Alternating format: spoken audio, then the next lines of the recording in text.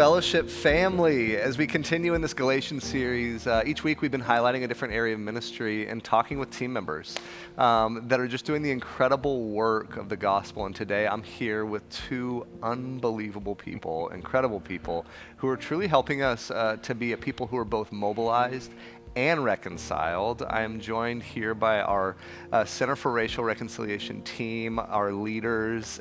Y'all are a small but mighty team that has a high output, and a lot of it's because of your leadership with our volunteers. But why don't you just give us an understanding of what the Center for Racial Rec is, when it started, what are missions and goals, and really how many people have participated in this? Yeah, so we started 6 years ago, the summer of 2016. Yes. And if you remember, it was at the height of a very contentious election cycle that had been racialized. It was the height of many shootings in many different cities in this country. And we had been talking about it since 2015, but we knew, in your leadership and the executive team's leadership, that we should launch the center in the middle of that, and to launch it with a night of lament. And so that was an amazing evening. And then from there, honestly, Michael, it feels like it's been a whirlwind. Yeah. We've had over 4,000 people participate in either our workshops, special events, civil rights tours, webinars, table talks. Wow, that's unbelievable. And people hear about the center all the time. And for the noob here, what's the mission and vision of it? What are we trying to accomplish with the center? We're working on a new mission statement, and it's about racial justice stewardship. And that language for us means it's a way to have people move away from just a checkbox of like, okay, I've done this thing. Yeah. And so what it really means for us is we are about experiential learning. We are about embodied storytelling. Yeah. We're about understanding the implications of the gospel being applied to racially tinged and racially motivated events that have happened in our country and around the world. Yeah, it's so beautiful. I love what you're saying there of like this reconciliation is a part of our spiritual formation, and it's not, again, this side issue, you know, of the gospel. It is in there, and I just love what we're doing so much. So the last 2 years have been crazy. It's been crazy for all of us, but I can only imagine in leading out on conversations and discipling people through the racial issues and tensions and realities that arise in our country. What's that been like? What has it been like leading through a global pandemic, leading through political unrest? What have the challenges been? And then what's some of the fruit that's come out of this season?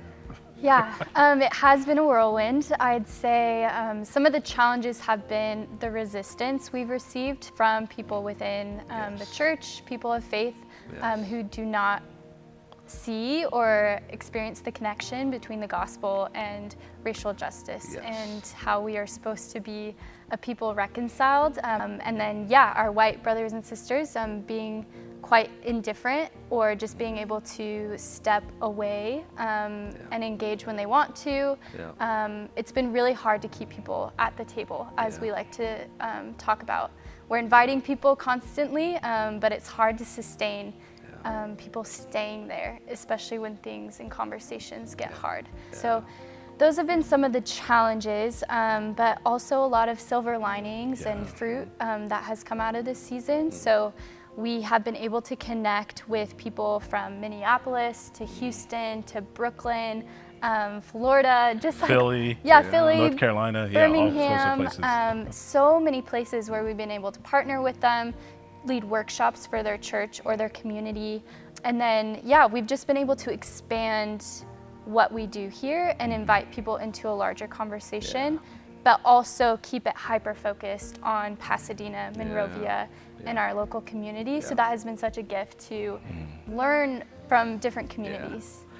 Are there any particular moments or stories or just impactful moments that stand out from the past couple of years? Most recently, something that came to our mind was we just returned back from a Southern Civil Rights tour, and we had an incredible group, multiracial, multi-generational, multi-state. And so we had people in their 70s, 76, 77, who actually grew up in Memphis, who grew up in Birmingham and experienced the civil rights movement experience that history that we're learning about together, and we're able to share stories about their time, often painful and raw and fresh. And that was such a gift to like have those elders on that trip with us.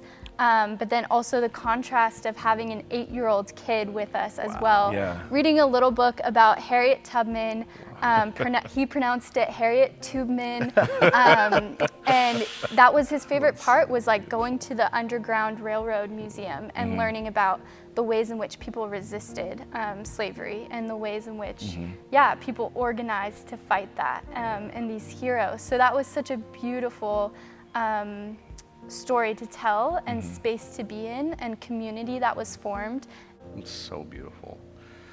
So you probably can't lay out the entire future of the Center for Racial Reconciliation, but what's something that you're excited about as we come into the future of the Center for Racial Reconciliation? So I think for us, we're kind of at the end of a very busy cycle. And so one of the things we definitely wanted to mention was just the wildly successful Reconciled Pasadena. So when we talk about the local church, when we talk about being hyper-focused on bringing the gospel to a city and making disciples in a city, we're finishing that up this month, and that's been incredible. It's been crazy. And I think the other thing that we're doing is just continuing to partner with other churches. I mean, constantly we're getting phone calls on, hey, can you help give us advice, or can you consult with our team? And so that we've been doing, we're figuring out how to kind of leverage that to do it on a grander scale. And then also collaboration within fellowship ministry. So we want to do maybe a tour with youth. We want to work with our discipleship team on curriculum. There's just so much within Fellowship Church as well that we are excited to work with. That's so beautiful. So that inside, outside kind of feel, making sure we're being people of integrity on staff and with our people. And so that therefore I think that amplifies and gives more authenticity to what we say to other churches 100%. And other communities. It's beautiful. So fellowship family, join us, join the work that is happening in the Center for Racial Reconciliation. Nobody's going to bite. The water is warm. There is room for all of us to grow in our discipleship and apprenticeship to Jesus, specifically in this area of our lives. So we just want to say thank you. Thank you for your faithfulness in giving, and it's only through your continued faithful giving that we're able to do this work.